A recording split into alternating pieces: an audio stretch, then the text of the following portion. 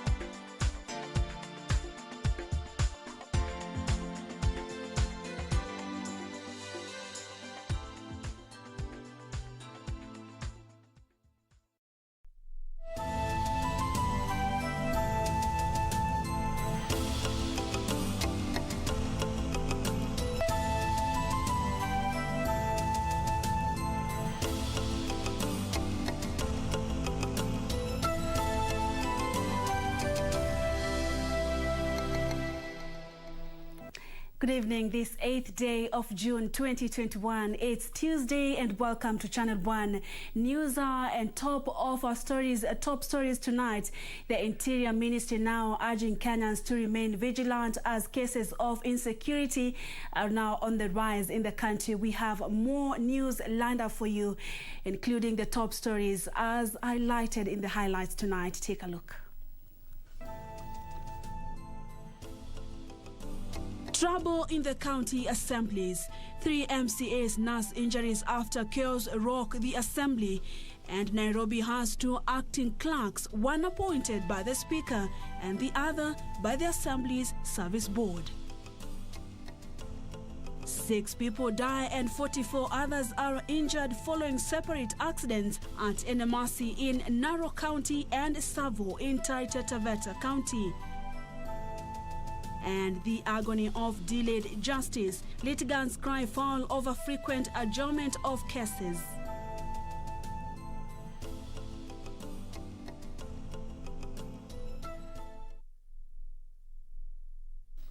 My name is Purity Museo and Anne Wangeshi is our sign language interpreter. Tonight at Purity_Museo and at KBC Channel 1 News. Channel 1 News Hour is the hashtag to use to weigh in on our content. Tonight it will be a great pleasure having a look at your feedback during and before the tail end of this broadcast. Let's now get started. Nairobi County Assembly Speaker Benson Mutura has stamped his authority on the appointment of Ada Onyango as the acting clerk of the Assembly. Confusion had marred the Assembly following conflicting letters of appointment, one from the Speaker appointing Onyango and the other from County Assembly Service Board, which had appointed Sarah Akuku. These as 3 Kisii County ward reps were Tuesday injured during a meeting at the Assembly.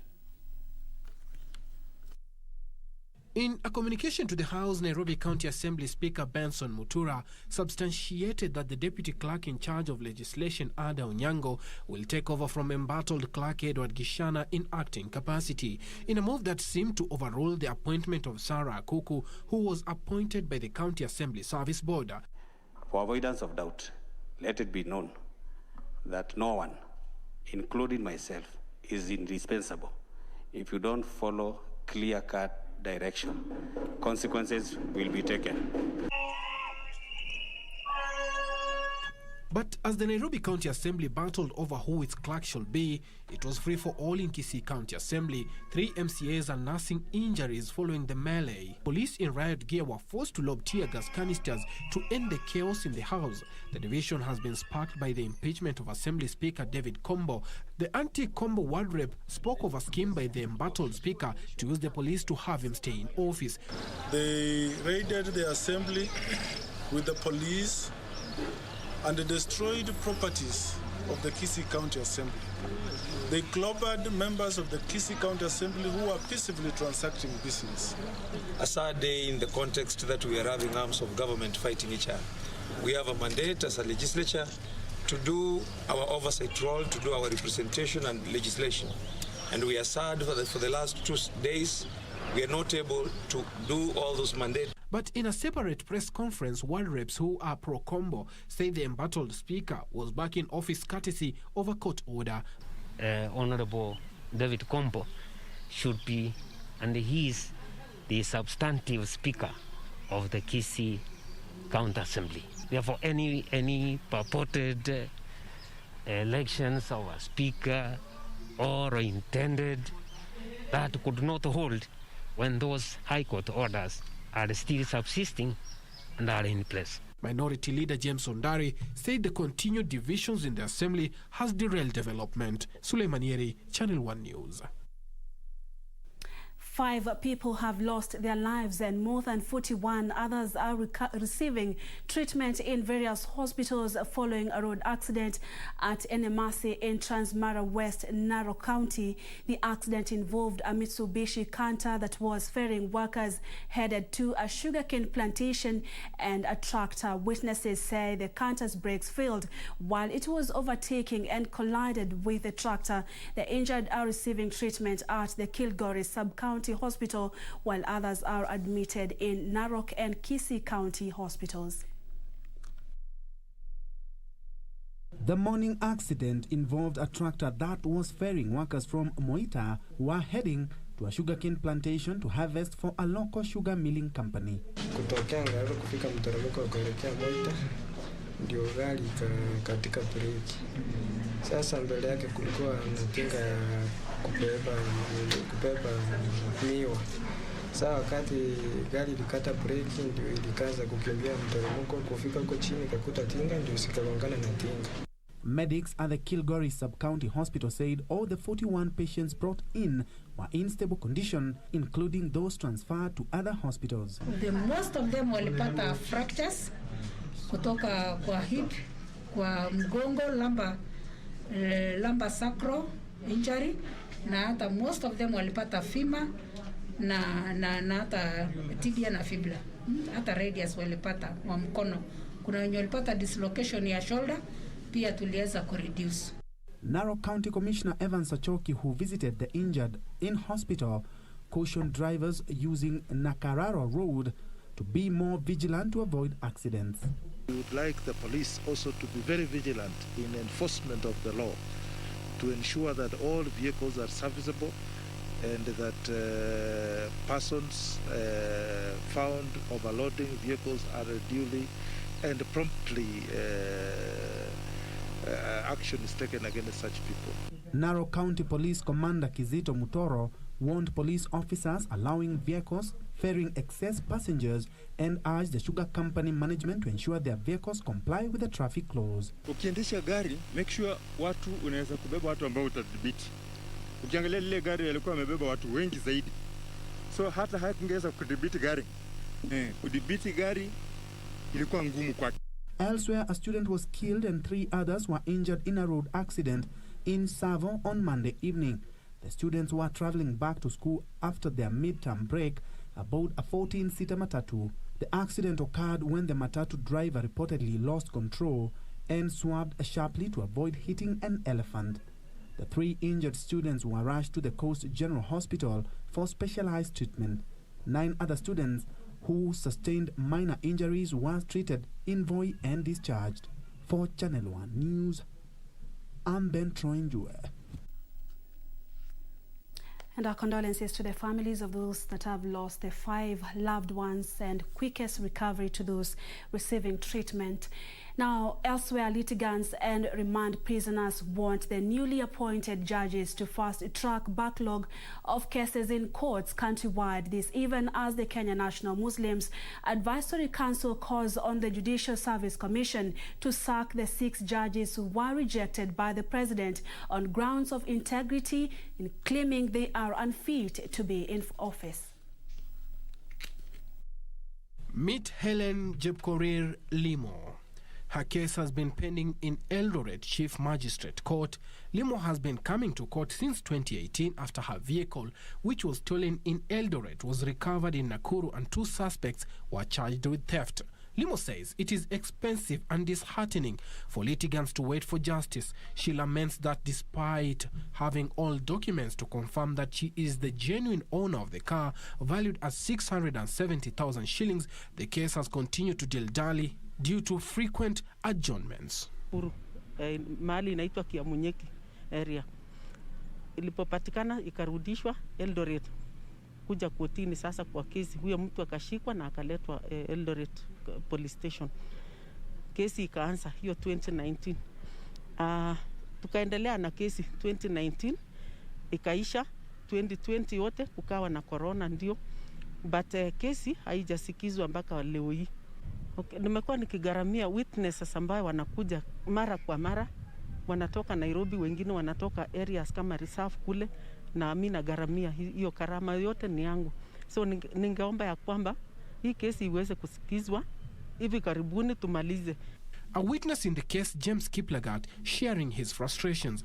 Tumekuja kotini na hawajathibitisha sasa nani alifanya nini. Kwa hivyo bado tumekuja mara nyingi kuja kwa hii kesi, lakini hii kesi haijasikizwa tangu ianze. Kwa hivyo tumegaramika sana kuja hapa na kurudi.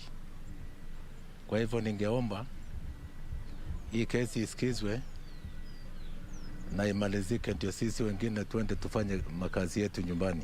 When retired Chief Justice David Maraga took over the mantle in 2017, he promised in his 6-point blueprint that 365,824 cases, which has been pending for over 5 years, will be cleared by December. The situation has not changed much. Limo and other litigants are optimistic that the new faces in Judiciary will change this scenario. But as the litigants peg their hopes on the new judges, a lobby group, Kenya National Muslims Advisory Council, is now demanding the 6 judges who failed in the recent JSC appointments by President Uhuru Kenyatta to be sacked.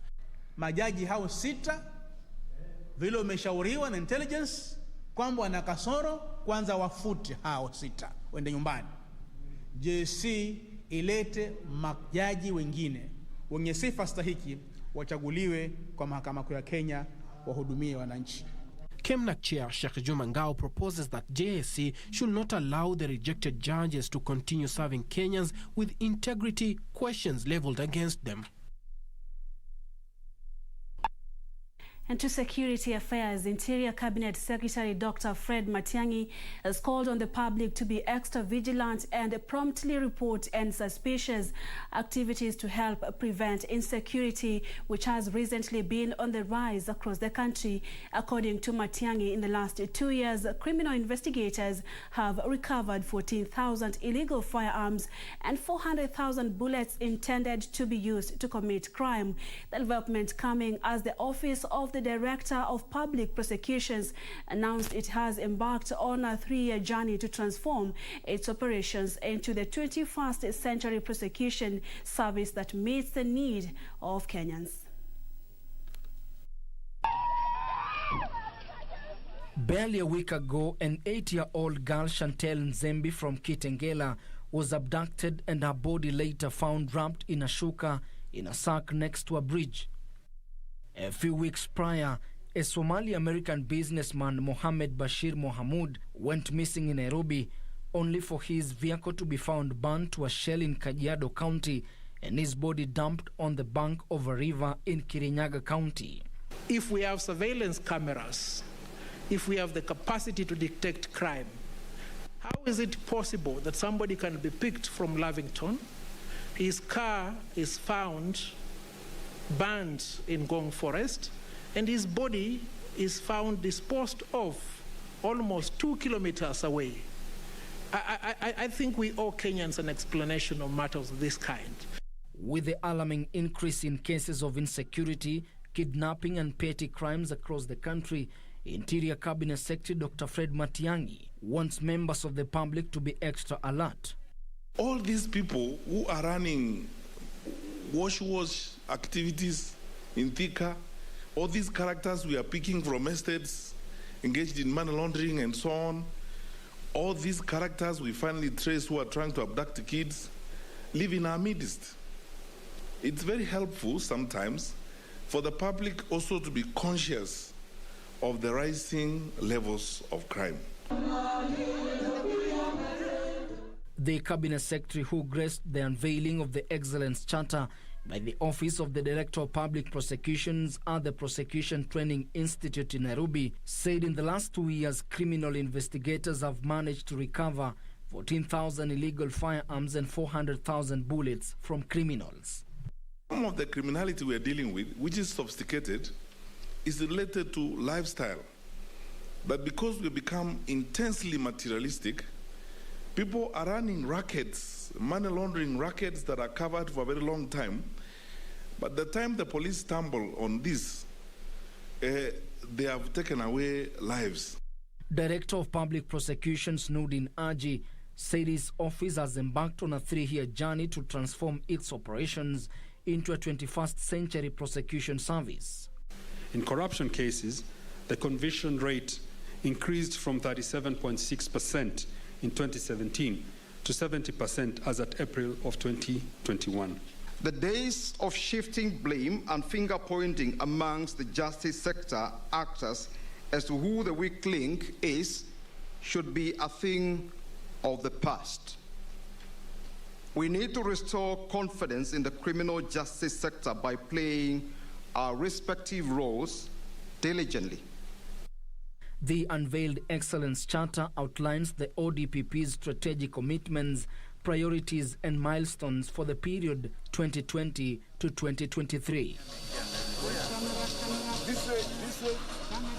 Ben Chumba, reporting for Channel 1 News. And Kenya on Tuesday recorded 433 new positive cases of coronavirus out of a sample size of 4,479 tested in the last 24 hours. The positivity rate in the country now standing at 9.7%. 395 patients have recovered from the disease, 262 being from home-based care and isolation program, while 133 are from various health facilities countrywide. This pushes the total recoveries to 118,621. The country has unfortunately lost 18 patients to the disease, pushing the cumulative fatalities to 3,326. In terms of vaccination, Kenya has so far administered vaccine doses to 1,500,509 people countrywide. Proportion of adults who have received first and second jab is less than 1%.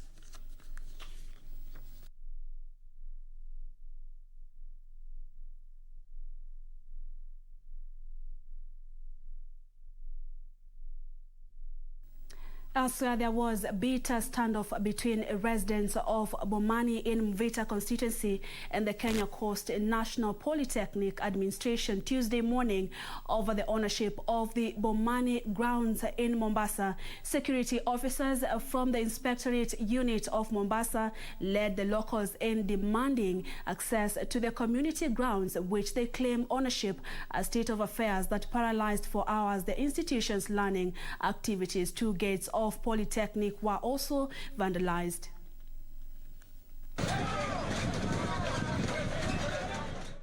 Tuesday morning at the Kenya Coast National Polytechnic in Mvita constituency,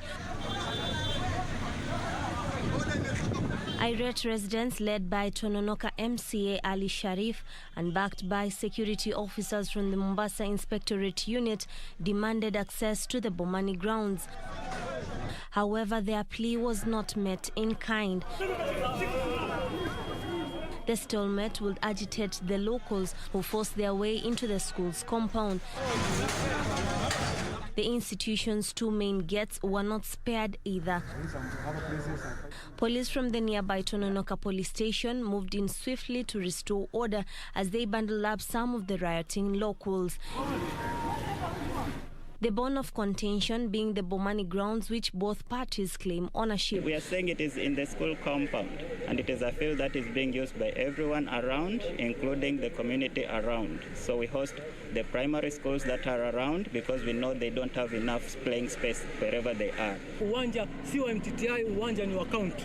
County ikatupatia barua kwamba hatufai kulipa wala hatufai kuingia mazoezi sijui kwa siku 3 ama siku ngapi. According to the school administration, the move to ban all social gatherings at grounds didn't go well with the locals. Tukwenda kwa wakubwa fulani kuwaelezea, tukapewa barua. Walitaka barua ya health, tukaenda nayo tukawapelekea. Wakataka barua ya FKF kwamba mpira umekubaliwa ama kukubaliwa, tukatoka na barua tukaenda nayo tukawapelekea. Cha ajabu ni kwamba sisi ambao tunaambiwa tupeleke mabarua, ambao tuambiwa tupeleke hili na hili, tumezuiliwa. Lakini kwa skuli yao ambao ni MTTI wamewawacha watreni. Hiyo si ni unyonge? The residents have however denied the claims, saying the institution's administration was bitter after it was denied a green light to construct additional classes on the controversial field.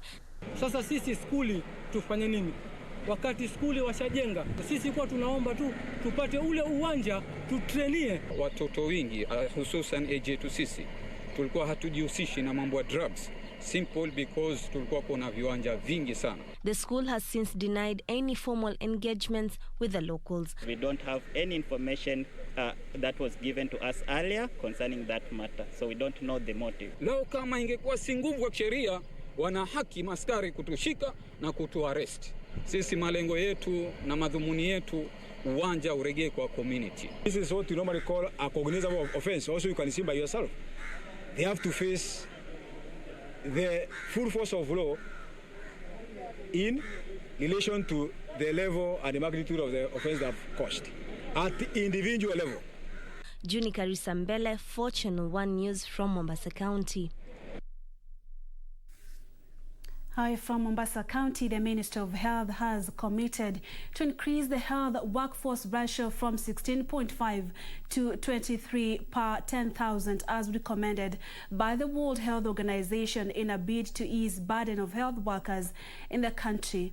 Chief Administrative Secretary in the Ministry of Health, Dr. Rashid Aman, who spoke during the launch of a 5-year strategic plan 2021 to 2025 by the MP Shah Hospital, called for a need to partner between the private and public sector to ensure advancement in the country's health systems that improve the quality of Kenyans.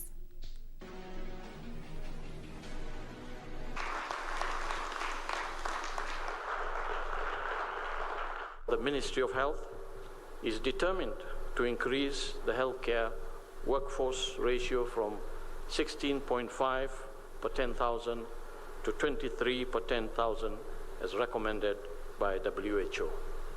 In fact, this is one of the critical pillars of our universal health coverage program that is currently being rolled out. In this regard, we commend your contribution towards training in emergency care courses, in the COSEXA program for surgeons, and the nursing school, which the chair, I think, alluded to. As we are all no doubt aware, the COVID-19 pandemic has stretched even the most advanced healthcare systems. It has exposed deficiencies in resources, in service delivery, integrity, financial protection, and the healthcare workforce. But it has also revealed our potential to be resilient. This is the time we want to invest in the health sector. Everybody had realized since COVID-19, the time has changed, the world has changed, and we must focus on the health sector and the environment together.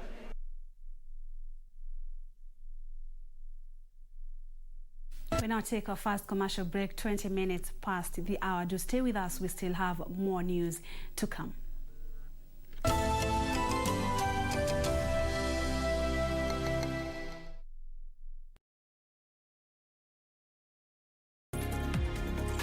Did you know that the policy document is evidence of the existence of an insurance contract between you and your insurance company? It is important to know the terms and conditions of your insurance policy. Make sure you obtain, read, and understand the terms and conditions of the policy document. Now you know. IRA, promoting insurance, protecting the insured. Bwana Motiso, pikipiki yako ndio hii. Uko shwani yangu. Hii pikipiki ni unakumbuka uliekelea the lowest unique bid yako ilikuwa ngapi? 18 shillings. Na unajua kuendesha hii gari? Kidogo. Haya, kitoko yako shika helmet, kifungu yako chomoka na mali yako. Kujiunga na QuickBid ni rahisi. Enda kwenye M-Pesa, bonyeza paybill kisha weka business number 4032353. Kwenye account weka kodi ya bidhaa unayotaka na bid yako ya chini zaidi. Kwa mfano TV 16. Kisha weka shilingi 20 tu kama idadi yako. Weka bid yako pia kwenye www.quickbid.co.ke. Kumbuka, bid ya chini zaidi ya kipekee ndio hununua. QuickBid, bidhaa bora kwa bei ya chini. On the next episode of Little Daddy.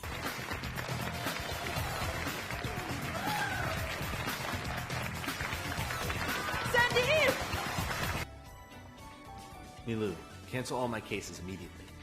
I'm flying back to America tomorrow. But we'll lose a huge amount of money if we cancel them now. I don't give a damn! Just do it! He's been in a bad mood for the last few days, so I accepted it. But now, I can't even take my son back home? Huh? He's my son, remember? Why are you taking Taylor's side? You're not his wife yet. You have no say. Next on. You'll soon receive the summons. Wipe those tears. They don't move me at all.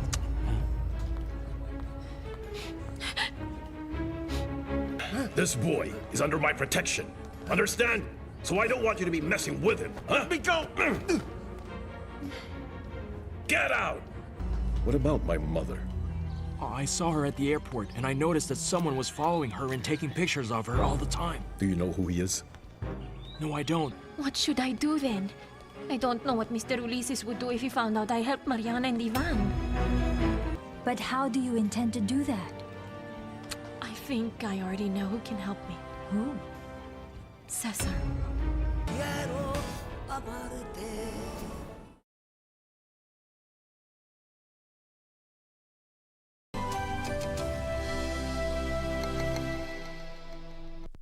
You're watching Channel 1 News Hour. Thank you so much for staying with us. And Anne Wangeshi is our sign language interpreter tonight. We continue with this broadcast. The National Assembly has faulted the government for renewing twice the contract of a chief in Tana North Sub-County who had already reached the retirement age. Legislators termed the move as a contravention of the law and dismissed explanation that the chief had been retained because of his special skills. Speaker Justin Muturi ordered the committee to summon CS Fred Matiang'i to explain the matter. Honorable Ali Wario. Bora Member of Parliament Ali Wario had sought to know why a chief in Bangale location in Tana North Sub-County was reappointed twice after he retired in 2019. Act provides, Mr. Speaker, that on attaining the mandatory retirement age, the Commission or other appointing authority shall not extend the service of such retirement age, Mr. Speaker. The response sought from the Ministry of Interior by Committee on Administration and National Security, led by the Chair, Peter Mwathi, did not impress the House. He was appointed on local agreement terms by the Public Service Commission on recommendation of the Ministry with effect from 1st July 2019 for a period of 1 year. The appointment was further renewed. Mr. Speaker, at what point will the Commission be allowed to put away the law and use local agreement terms? Explanation that the chief was reliable and had proven skills that were rare in many marginalized areas drew more controversy. At times, we fail to get persons with the right academic qualification. In such cases, we have been approaching Public Service Commission to grant waiver on the academic qualification. That's not true, Mr. Speaker. We have qualified people. It is illegal to hold somebody who is already in retirement. This is in contravention of law. Can Mr. Mwathi clear on that particular area? Honorable Mwathi, Honorable Wario, please set a date for the Cabinet Secretary to appear before you so that he comes and explains, so that if he says that this is what they are doing, then he can be brought here to answer as to why he is violating the law passed by this House. Meanwhile, the newly elected members of Parliament for Bonchari Pavel Oimeke and his Juja counterpart George Koimburi on Tuesday took oath of office at the National Assembly. The two clinched victory in tightly contested mini-polls. And the late former Kibwezi Member of Parliament Richard Kalembendile will be buried on Friday. Legislators eulogized him as a dedicated servant. Very humorous, very charismatic, very brave, very courageous. He was a good example, free soul, happy, And the family made a request, Honorable Speaker, that tomorrow they are going to have an arambe to raise some funds to offset the bill. The church service is scheduled for Thursday morning, with family, friends and relatives planning a fundraiser on Wednesday. Kamche Menza for Channel 1 News. And to our special feature tonight, Girl Child Rights Crusaders are calling for open conversation on menstrual hygiene standards among girls, according to the Crusaders. According to the Crusaders, hundreds of girls are silently battling urinary tract infections, depression, and finally dropping out of school.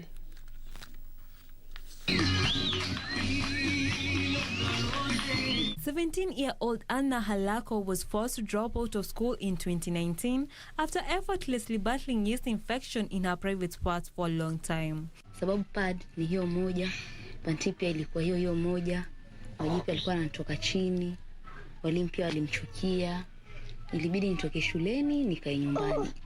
Na sio mimi tu, tuko wengi tuliopitia shida hiyo. Katika hiyo hali ilikuja paka ikaniletea madhara, nikawa na infections, lakini mama yeye hakuja anatibu nini. Alipoona hivyo ikabidi haya nenda kwa majani, anakuja ananitibu. According to the teenager, her friends distanced themselves from her owing to the odor from her body. Boys too mocked her. Wanasema nanuka, na ni kweli. Sababu pad ni hiyo moja, panti pia ilikuwa hiyo moja, wajipi alikuwa anatoka chini, walimu pia walimchukia. Striking poverty in their home and inadequate supply of sanitary towels at school forced her to minimize the usage of the free sanitary pads. But zikifika kwa ni kidogo. Sasa unapata tukigawanyiwa nenda nazo nyumbani. Nikifika nazo nyumbani mama anafikiri pengine ni shopping. Anataka kuzichukua, anaita mashangazi zangu, anawagawanyia.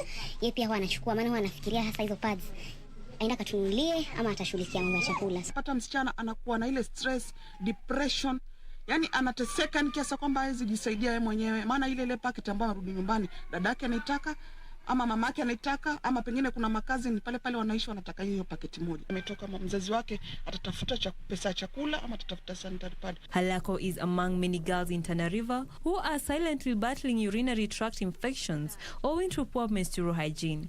It is not a problem of our own making. There is hardly an open conversation about women's health. Most are expected to figure it out along the way.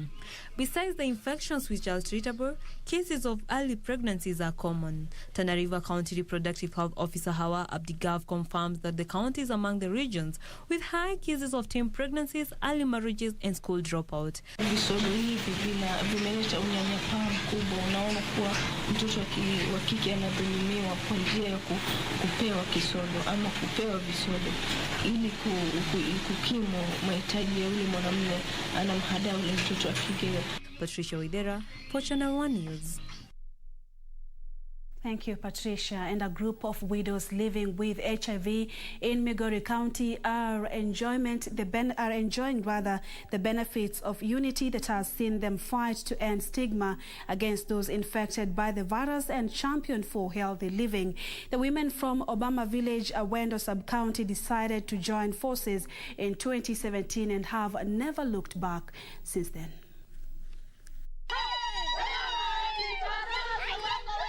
Happy women singing like birds in the morning and dancing happily.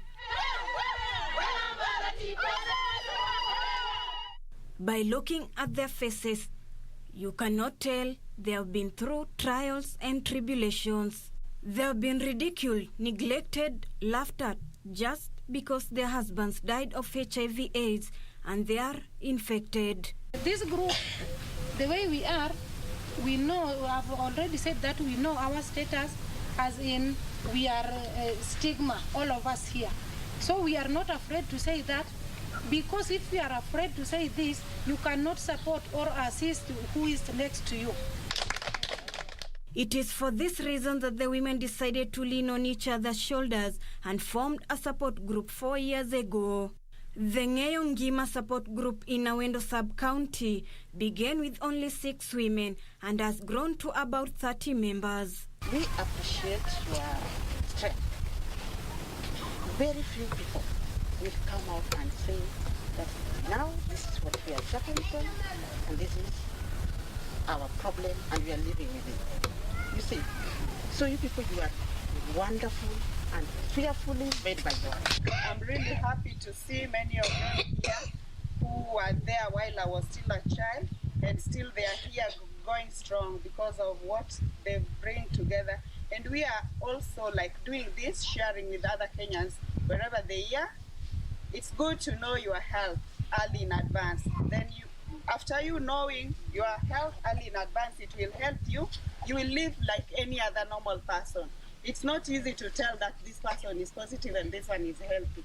Vincent Delmas, a native of France who volunteers with the group, commended the women for staying close-knit. That what I see in front of me is a team, because you all work together. And what you've been doing is taking your weakness, if I can call it a weakness, but you've made a strength out of it, all together. I'm honored to be here, and I'm honored to see like you are smiling more than I do. For these women in Obama Village, Awendo Sub-County, there may be stigma and misinformation surrounding the subject of HIV and AIDS, but they are determined to make the best out of the situation. Reporting for Channel 1 News, I'm Ruth Wamboye.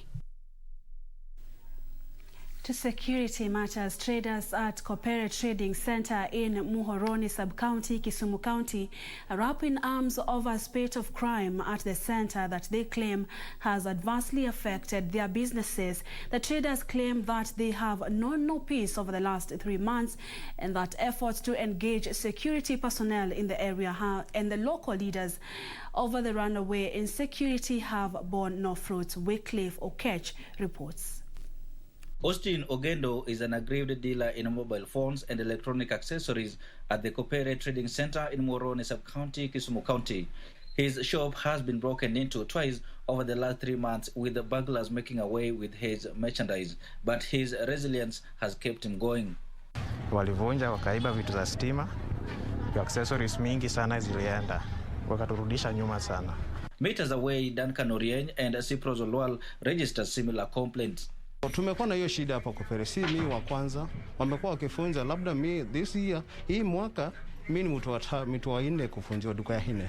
The other time walifunja duka zingine pale chini wakachukua zile zilinda za gas almost around 15. They are coming at night and they are stealing, especially the time when it is raining. When it is raining, they know there is no security. The traders claim that they have engaged security personnel in the area, including the administration police at the nearby Kopere police post and the rapid deployment unit, but the efforts do not seem to yield any fruit. In this area, we had security issues regarding cattle theft. But since the COVID pandemic and the hardship, this has now turned to brokerage into shops and homes. The traders are pointing an accusing finger at their local leaders, whom they claim have turned a deaf ear to a problem that has left them helpless. According to the traders, insecurity has become rampant at the center, with many of them now fearing for their lives, let alone the never-ending incidents of burglary. The big problem with this particular center here is all about the residents. They know these thieves, but unfortunately enough, some people are in panic mode, afraid to expose it to the public in fear of maybe termination. Their major appeal now is for the government to beef up security by increasing the number of police officers at the Kopere police post to facilitate night patrols. What the chief agreed of, which I'm not aware if they have done, is that they were supposed to cause the laxity on Nyumba Kumi. So that is the side of the chief and the security. They were supposed to organize for that one. They were actually ensure that each and every Nyumba Kumi has somebody who is represented and know who is here. If you have any visitor here, they should know. Reporting for Channel 1 News from Kisumu County, I'm Wycliffe Okech. The death toll in the Mandera attack on 2 passenger buses has risen to 3. According to Mandera County Referral Hospital Medical Superintendent Dr. Hassan Kala, the hospital received 10 injured patients and 2 bodies. There were 9 police officers were escorting the buses when they were ambushed by an unknown number of gunmen believed to be Al-Shabaab terrorists.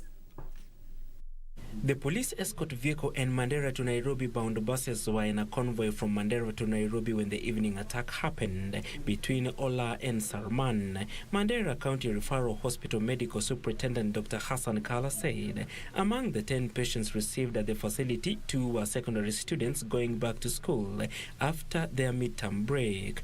The death toll has now risen to 3. Majority of them sustained fractures involving the lower extremities. Majority of the patients are stable. Last night we had 3 theater cases, and today we have several planned theater cases. Police officers in Bungoma County are holding an assistant chief of Sasuri location within Cheptai sub-county, Mount Elgon, after he was found with a minor. County Police Commander Musyoki Mutungi confirmed the administrator was snapped following a tip-off. A body of a middle-aged man has been found lying in a pool of blood beside Kakamega Kisumu Highway in Elumbavo Village, Shinyalu constituency. According to eyewitnesses, the deceased was attacked by unknown assailants at night while coming from a local shopping center with his girlfriend. Kaega Area Chief Gerald Murunga urged all locals to report any suspicious individuals to curb cases of insecurity in the area. Ile himizo langu tu ni kuambia raia wote kwamba wanene kutembea usiku kwa barabara, tafadhali wakome. Watu wasichukue advantage ya kwamba tuko na curfew, wafanye madhara ambayo wamefanya kwa huyo kijana. Ni kijana ambaye hajajulikana ni wapi, na mpaka saa hizi hatukupata chochote ya kutuonyesha ya kwamba ametoka mahali fulani. Hatukupata kitambulisho ama document yote. Elsewhere, an 8-month-old child who was allegedly gravely battered by his stepfather at Kiganjo village in Thika, Kiambu County, is recovering well at Thika Level 5 Hospital. The hospital superintendent Jesse Ngugi said the baby was brought to hospital allegedly ailing from diarrhea and vomiting, but upon further examination, he was found to have bruises all over his body, an indication that he had been assaulted. Police are holding the mother Ann Nyagi and stepfather Daniel Njoroge county as investigations continue. So the child had bruises all over the body, the head, the chest, the abdomen, and had obvious fractures, that is in both arms and the legs. Finally, livestock owners in Kitengela and the surrounding areas have expressed concern over the recent increase in livestock theft in the area. Devastated farmers are concerned that the rampant livestock theft, which primarily targets sheep and goats, is carried out during curfew hours, with the stolen livestock allegedly transported by lorries. And Calvin Socheng is tuned in from Naivasha at the Blues FC, that's Chelsea. From Githiga, Githunguri, you're tuned in. Thank you so much. At Brian Sichei from Kitale, many thanks for staying with us. And then Kariso Mari, tuned in from Gekomo in Kisii County. Keep talking to us. You can tweet us at purity_Museo and at KBC Channel 1 News. Use the hashtag Channel 1 News. We are live on all our social media platforms. We are taking a second breather here on Channel 1 News Hour. When we return, business news is up next. Stay with us.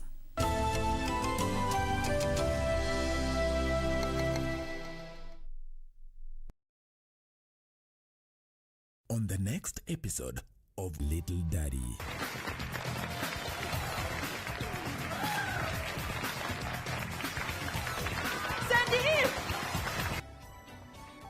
Milu, cancel all my cases immediately. I'm flying back to America tomorrow. But we'll lose a huge amount of money if we cancel them now. I don't give a damn! Just do it! He's been in a bad mood for the last few days, so I accepted it. But now, I can't even take my son back home? Huh? He's my son, remember? Why are you taking Taylor's side? You're not his wife yet, you have no say.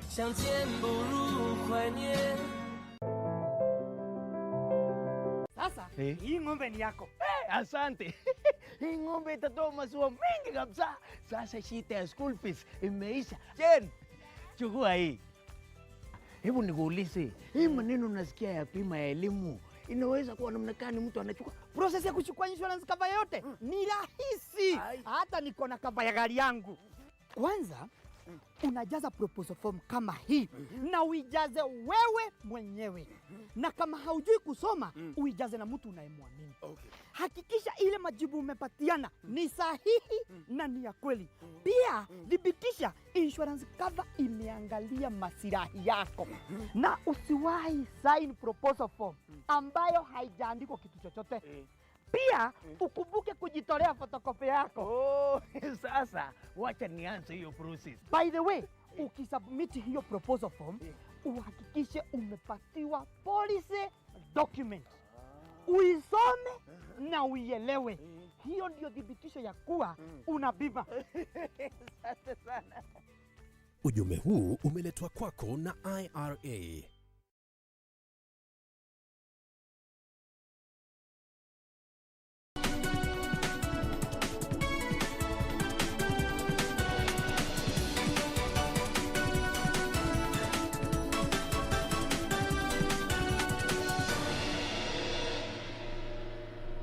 And welcome back. It's now time for business news. The Budget and Appropriations Committee of the National Assembly has set in motion this year's budget reading slated for Thursday by tabling its report. Committee Chair Kanini Kega urged lawmakers to adopt the report. This year's 3.63 trillion shillings budget is expected to focus on completion of ongoing infrastructural projects, COVID-19 pandemic economic recovery, as well as the Big Four agenda projects. A, approves the issuance of a sum of Kenya shilling 1,945,671,474,883 from the Consolidated Fund to meet the expenditure during the year ending 30th June 2022 in respect of the votes contained in the first schedule of the order paper, subject to paragraph C, that is Committee of Supply. Government targets to raise 1.8 trillion shillings shy of the budgeted 3.63 trillion shillings from taxes.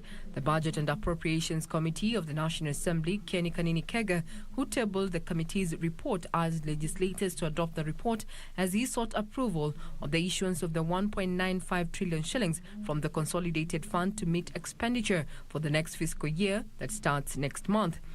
Orders that the Speaker do now leave the chair, quote unquote, to facilitate the consideration of the said budget estimates with respect to each vote and programs in the Committee of Supply as contemplated under Standing Order 240, that is consideration of estimates in the Committee of Supply. I thank you, Mr. Speaker. However, a section of parliamentarians took issue with the motion, threatening to disrupt the budget debate come Thursday afternoon over delay of disbursement of 14 billion shillings in arrears for the 2019-2020 financial year and 13.7 billion shillings in the current fiscal year to constituencies.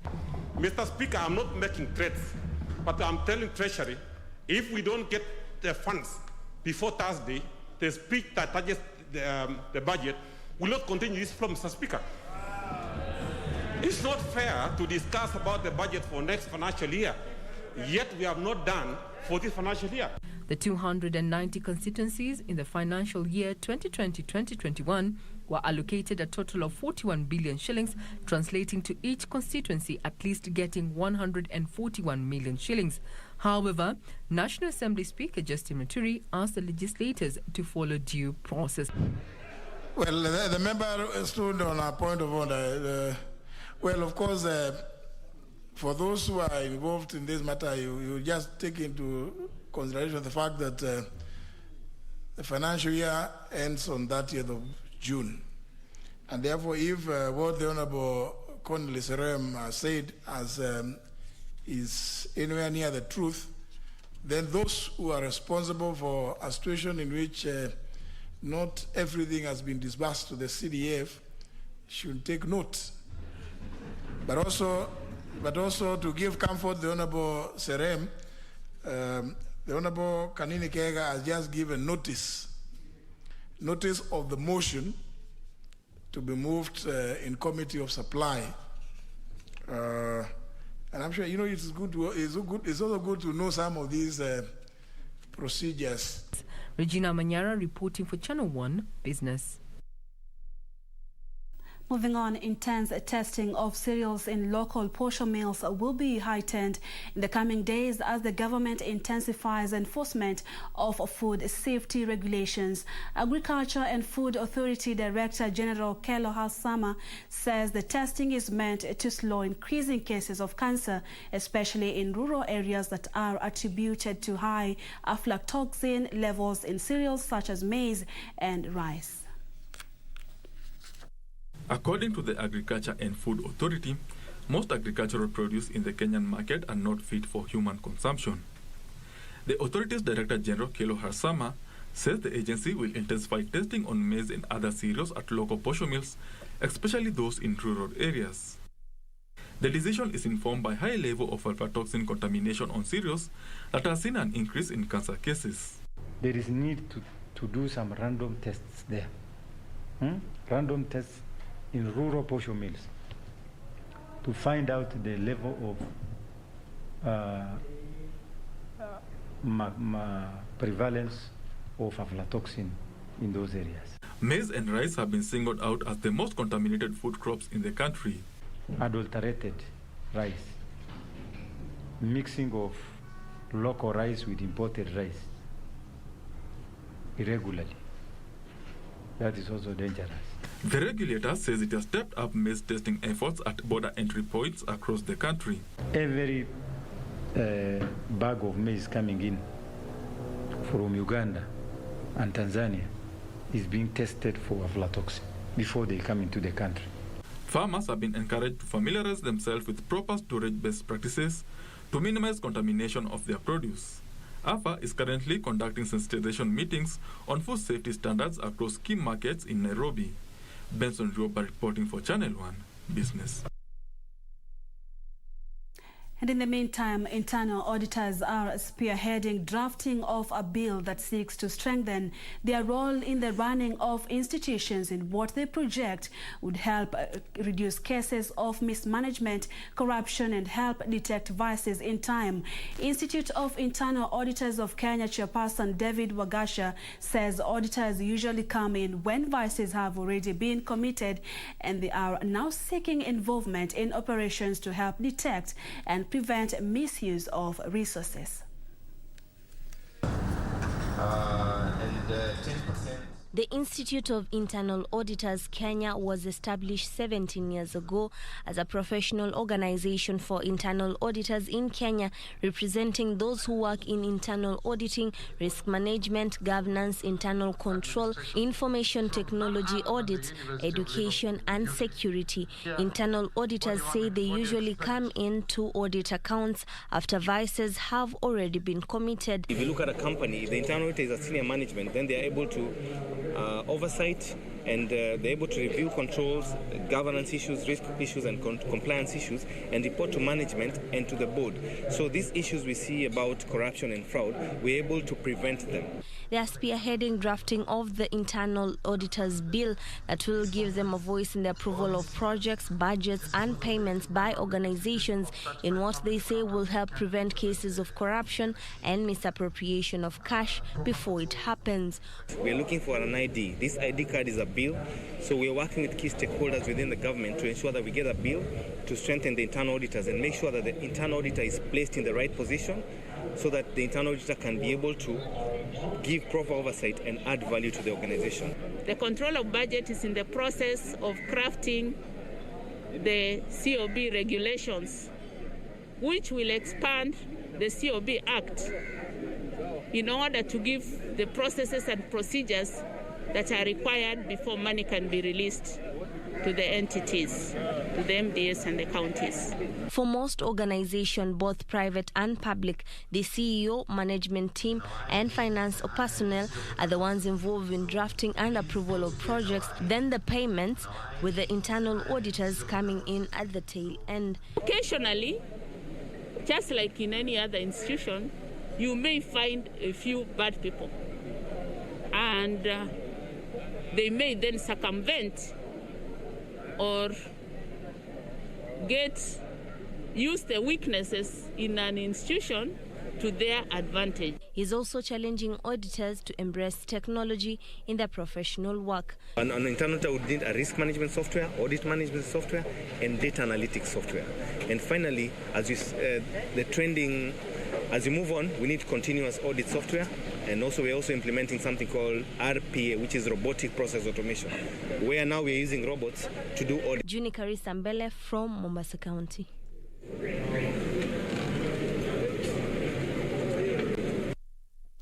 Moving on, AAR Insurance has introduced a chanjo cover catering for medical expenses arising from side effects of COVID-19 vaccine offered in partnership with Pioneer Insurance. It covers inpatient treatment and comes with a last expense benefit. In early March, Kenya embarked on a COVID-19 vaccination campaign under the global COVAX program targeting health workers, security personnel, teachers, and other high-risk groups. Since the rollout of the COVID-19 vaccination program, some have complained about side effects of the jab. Some have ended up hospitalized. To cater for individuals worried about developing side effects after being vaccinated against the coronavirus, AAR Insurance has rolled out a 60-day health insurance cover after receiving the vaccine. The need for this product arose from the information we were getting from the members of the public about fear of side effects of the vaccine, and we felt there is a need to develop a product that takes care of that particular aspect, that fear or that risk that people have in mind. And we are taking advantage of that particular aspect to be able to provide a solution to the members of the public who have apprehension around the vaccine.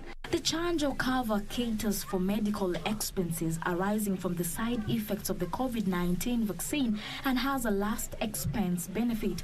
So between that time, if there is a problem develops resulting from the vaccination, then the cover will take care of you in terms of medical bills up to 500,000, and God forbid if there is a death, then we will pay 500,000 as last expense.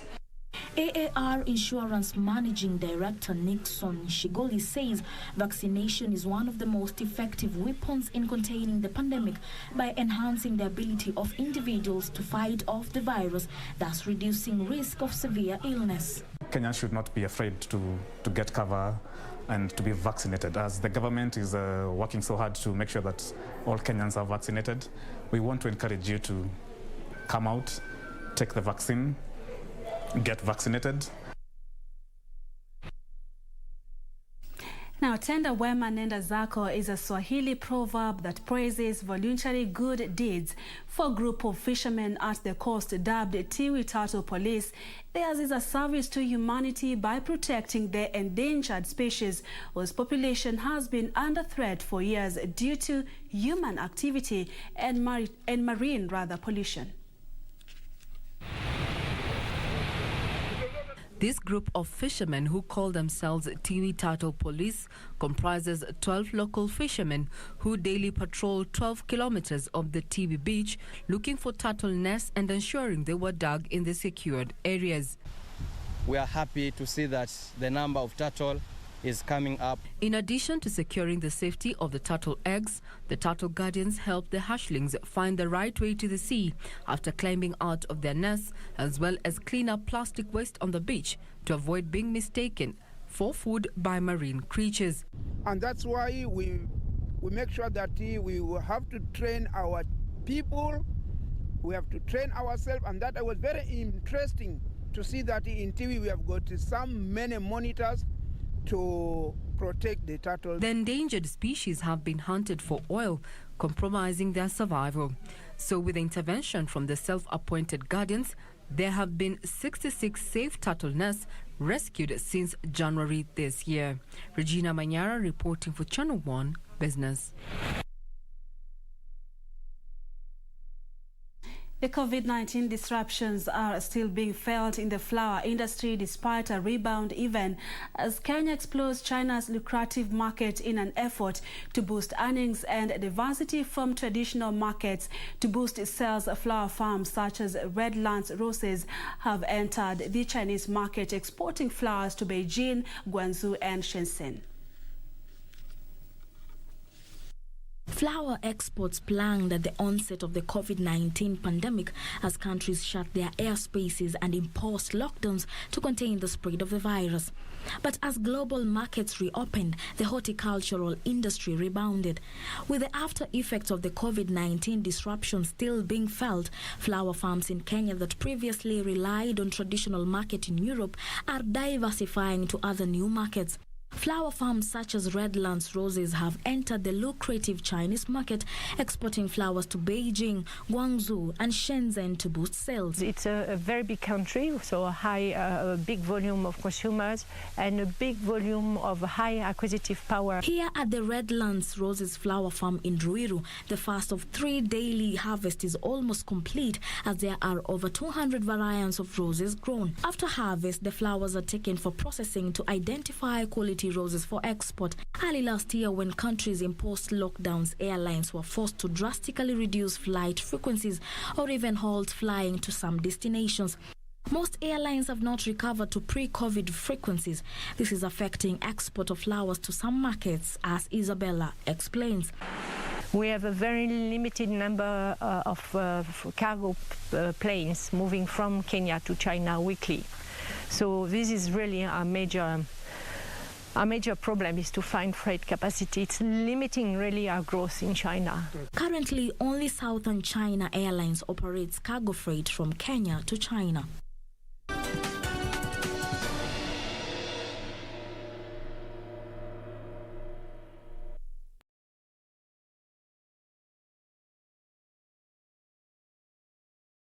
Kupata skiza tune hii Waibrania 13:8 dial *811 *963#.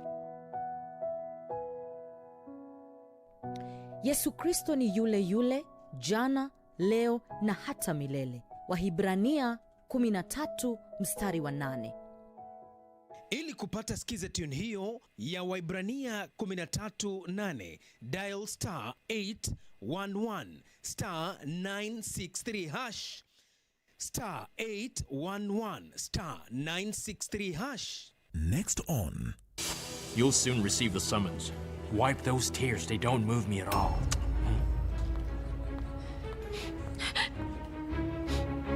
This boy is under my protection. Understand? So I don't want you to be messing with him, huh? Let me go! Get out! What about my mother? I saw her at the airport, and I noticed that someone was following her and taking pictures of her all the time. Do you know who he is? No, I don't. What should I do then? I don't know what Mr. Ulysses would do if he found out I helped Mariana and Ivan. But how do you intend to do that? I think I already know who can help me. Who? Cesar.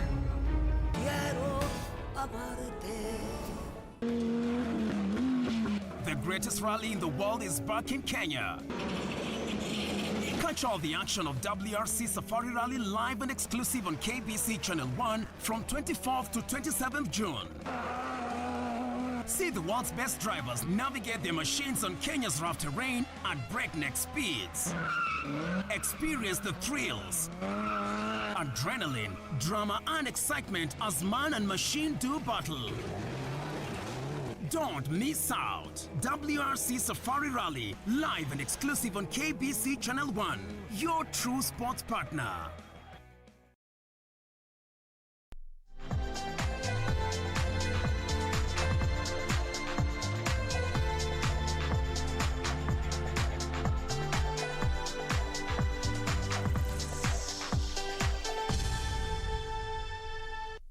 Time for the sport. Thank you for staying with us. And 4 refugees from the Tekla Lorupe Peace Foundation in Kenya are among 29 refugees worldwide named in the IOC Olympic Refugee Team Tokyo 2020, who will compete at this year's Olympic Games to be held from next month in Japan. Angelina Nadai, Rose Lokonyen, and Paulo Omotun and James Nyang are the 4 who made the cut in the athletics category, named today by the IOC President Thomas Bach.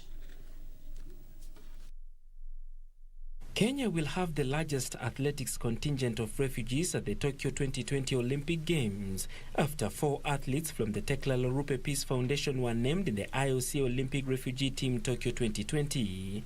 The 4, Angelina Nadai, Rose Lokonyen, Paolo Amotun and James Nyang, will be in the team of 29 athletes worldwide who will fly the refugees flag at the Games to be held from the 23rd of July to 8th August. I never expect to be given another chance, because I know it was not that easy because we were so many, but it's only happened through the hard work. All of us, we have been working hard as one team, but you know, all of us, we cannot make it to the Olympic. Some of us, we have been chosen, but we represent the rest of our team. We are not just only competing among ourselves, we compete for the rest of the team, and it is a great chance. Whichever the person will be traveling, we are doing it for all. Since we are now training with the internationals, athletes and the champions, all those who are inspiring us, especially those who are doing 800 meter like me, and also the athletic Kenyans, those who are training with us, at least they have given us that morale to at least train with them, and we have that hope. One day, one time, you can be a champion like them, and one day, one time, we hope to at least got a, even if it is a browse or anything, at least we have that target of attaining the time of the Olympic Games. The 4 will be making a second appearance at the Olympic Games, having competed at the Rio Olympics in Brazil 5 years ago, and were selected on the merit of performance, status and gender. We learn a lot of things whereby in the training or in the competition, you have to be very clever, because those are the things that you need to do. So from Rio, we have learned from so many athletes that encourage us about how the competition is, or how we should maybe do the training to make ourselves, to be in a top level. What I can say, it wasn't easy. It was something very difficult for us, as I can say. Here, so we didn't only competing ourselves alone here, because we have so many refugees around the world, and they're training also, and they're doing competition. 26-year-old Angelina and 29-year-old Paulo will compete in the 1500 meters, while 28-year-olds Rose Lokonyen and James Nyang will take to the track in the 800 meters. I know the athletes are good. As far as I'm concerned, any of them can get a medal. They are all committed, and I have faith in them. They are good athletes, they are disciplined, and they are up to their tasks. The 25 other refugees who were named today by International Olympic Committee President Thomas Bach are from various other countries and will compete in more than 5 disciplines, including boxing, badminton, judo, karate, taekwondo, and cycling. Our government should put a first priority in sports facilities, because these sports bring economic high, and therefore so that they can expect to send good athlete in shooting, good athlete in archery, good athlete in what we call even swimmers, or judo, karate, boxing. And we have people like kids in Gepera, we have kids in the slums areas. These are the talent that we are losing. Barclay Feather, Channel 1 Sports. Norwegian rally driver Andreas Mikkelsen and his co-driver Ola Floni have pulled out of the upcoming 6th round of WRC Rally Championship, set to kick off from the 24th to 27th of this month in Naivasha. Meanwhile, Kenyan trio of Hamza Anwar and Migori Kimathi and Jeremy Wahome have said they are eager to show their prowess as they will be making their debut. Norwegian rally driver Andreas Mikkelsen and his co-driver Ola Floni crashed in stage 3 during the Italian round of competition. Mikkelsen was set to compete using his Skoda Fabia Evo, but the crashes forced him to pull out of the championship.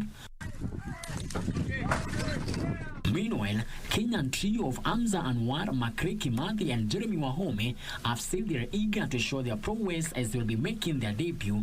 That trio, sponsored by World International Federation FIA, will be receiving their Ford Fiesta rally car in the coming days as they seek to show a splendid performance in the global showpiece. Me and my navigator are very prepared for this event. It's a long event, and we hope for a very good finish. Looking at it from the FIA Race Star Challenge, there is pressure. But with every pressure, it makes you better. And I think for me, it makes me perform much better. I'm always going to give my fans what they love, and we're going to be flamboyant for you guys. But we're going to be quick at the same time. So I've got to balance a few things out. But yeah.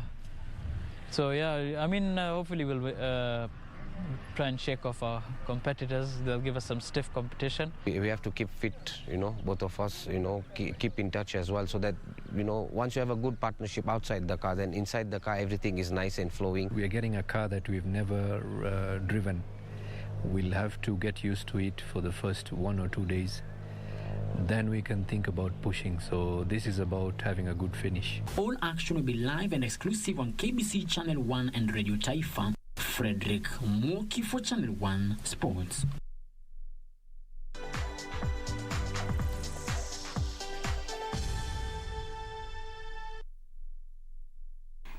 And that brings us to the end of Channel 1 News Hour this Tuesday night. Allow me to go through some of your feedback on Twitter at Wilson Okango. You are tuned in from Nax Vegas. Okay, that's Nax. And Calvin's Ocheng tuned in from Naivasha. And then we also have Hassan tuned in from Machakos Town, from Bomet, Hesbon, Langat. You are watching. And we also had some of you on Facebook. Benja, tuned in to Channel 1 News Hour. Thank you so much. And Daniel Musimi tuned in from Ruaraka in Nairobi. Griffins Anasi, I'm watching the news. Thank you. Derek Changawa tuned in, and Dungu from 001. Many thanks for your company. My name is Purity Museo, and Wangeshi has been our sign language interpreter tonight. Do enjoy the rest of our programming. Good night and God bless.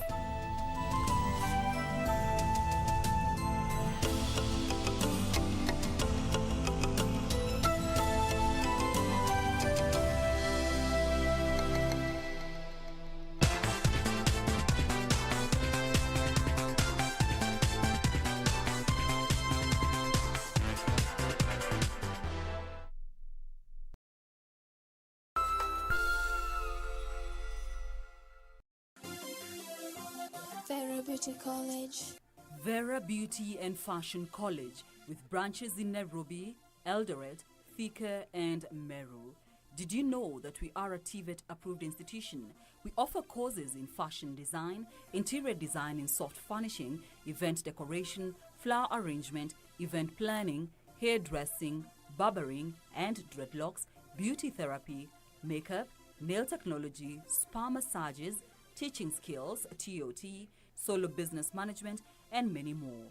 Register now and visit our website on www.verabeautycollege.com.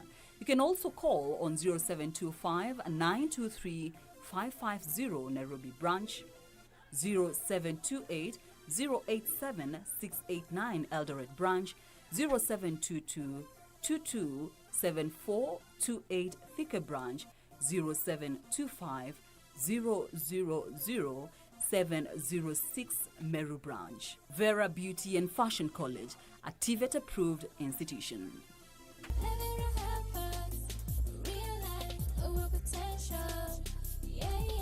Next on. You'll soon receive the summons. Wipe those tears, they don't move me at all.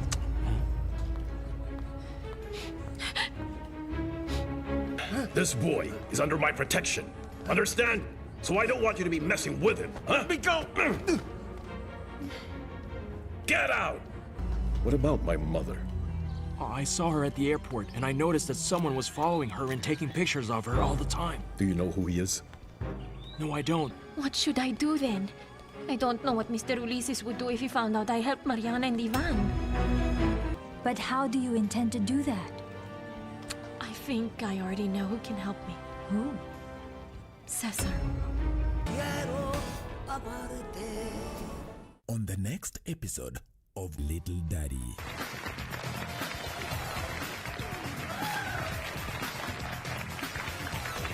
Sandy! Milu, cancel all my cases immediately.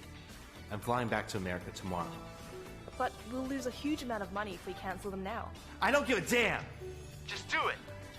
He's been in a bad mood for the last few days, so I accepted it. But now, I can't even take my son back home? Huh?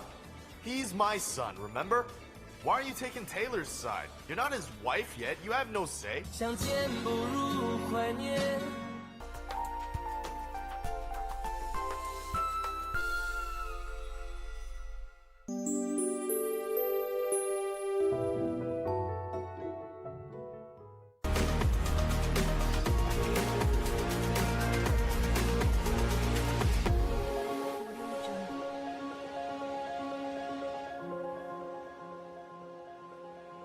Take on Tech, a weekly talk show that explores contemporary technological concepts and debates and brings you experts who comment or break down the technological subjects